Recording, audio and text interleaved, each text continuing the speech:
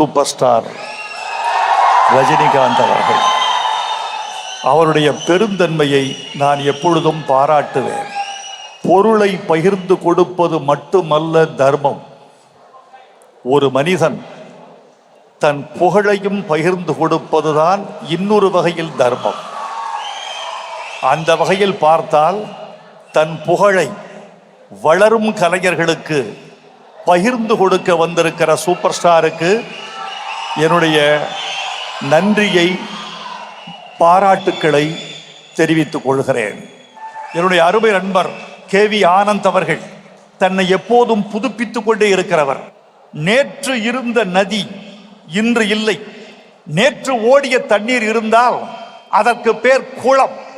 நேற்று ஓடிய தண்ணீர் இன்று இல்லை, இது புதிய தண்ணீர் என்றிருந்தால் அதற்கு பெயர் நதி.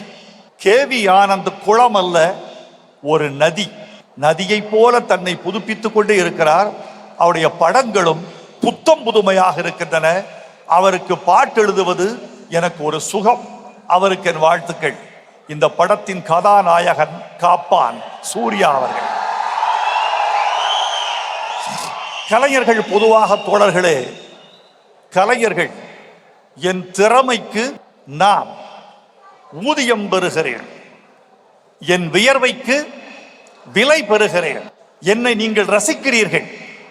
எனக்கும் உங்களுக்குமான உறவு அந்த ரசனை என்ற சுவரோடு முடிந்து விடுகிறது.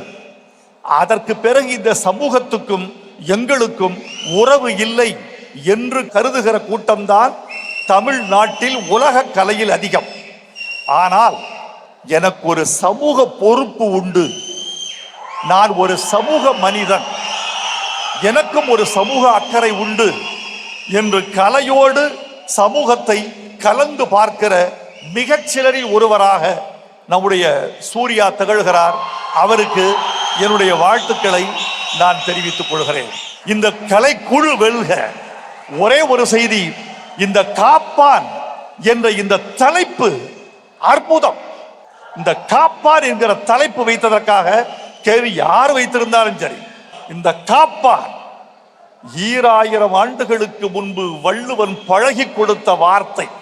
செல்லிடத்து காப்பான் சினங்காப்பான். ஒரு திருக்குறள்ல 2 காப்பான். இந்த காப்பான்ல என்ன தெரியுமா அழகு? இந்த 2வது எழுத்து இப்.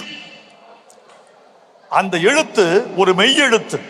அந்த மெய்யெழுத்து மேல ஒலி உட்கார்ந்து குதிக்கிறது.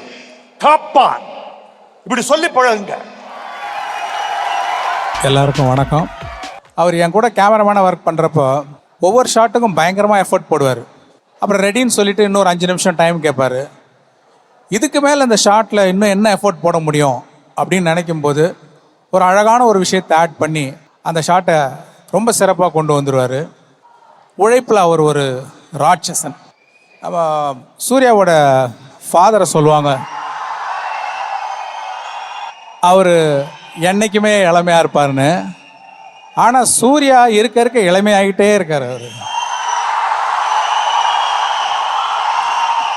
அவருடைய பர்ஃபார்மன்ஸு, டெடிகேஷன், எனர்ஜி கூடிக்கிட்டே போகுது.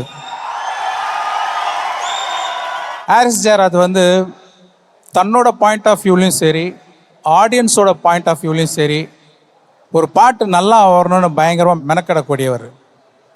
அவர் தான் இசையமைச்ச படங்கள் மட்டும் இல்லை, மற்ற எல்லாருடைய படங்களையும் தியேட்டரில் போய் தான் பார்ப்பார். ஆடியன்ஸோடைய பல்ஸை கரெக்டாக புரிஞ்சுக்கிட்டு அவங்களுக்கு என்ன கொடுக்கணுமோ அது சரியாக கொடுப்பாரு. இப்போ ஒரு சாங் இத்தனாவது ரீலில் வருது அப்படின்னா அந்த சாங் எப்படி இருக்கணும் அப்படின்னு ரொம்ப யோசித்து கம்போஸ் பண்ணுவார். அதே மாதிரி ஒரு கிளைமேக்ஸ்க்கு முன்னாடி ஏதாவது ஒரு சீன் ஸ்லோவாவோ கொஞ்சம் தொங்குற மாதிரியோ இருந்ததுன்னா அதை மியூசிக்கால் எப்படி எலிவேட் பண்ணலாம் அப்படின்னு நிறைய மெனக்கட்டு சிறப்பாக பண்ணிடுவார். அதுதான் அவருடைய ஸ்பெஷாலிட்டி.